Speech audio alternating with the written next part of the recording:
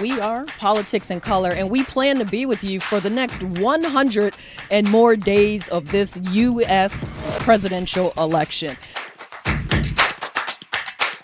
There are several administrations where Republicans, in fact, had power.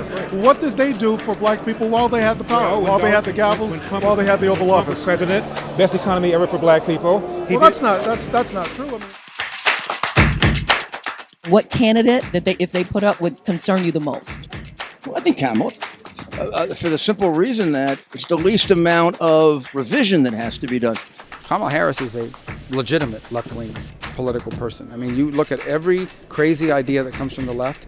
She hasn't just said, I'm for them. She's voted for them. Look, unless you happen to be a big tech billionaire or a Mexican drug lord, and by the way, if you're either of those, you probably ought to vote Democrat because your life has gotten much better. We're all in the same boat, right? 401ks and IRAs are very revolutionary. We may be all in the same boat, but we're residing in different cabins.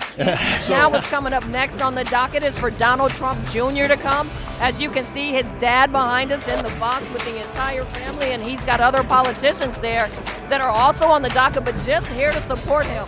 I ran for president with my vision, and it overlaps heavily with President Trump's vision, and I'm going to do whatever I can to help him succeed. Character still counts, and I worried about the character of Donald Trump and leading our nation. I'm a Republican. I want to vote for a Republican, but I've indicated that I don't want to support somebody who's been a convicted felon. You got to vote. And so at the end of the day, that's what you got to do. Where you land is where you land. Yes, we're at the Republican National Convention here in Milwaukee. We'll be in Chicago for the Democratic National Convention. We're traveling along with this process as it happens. One of the things that I really am looking forward to doing with this platform through Politics in Color is explaining to our audience, to our constituents, the why.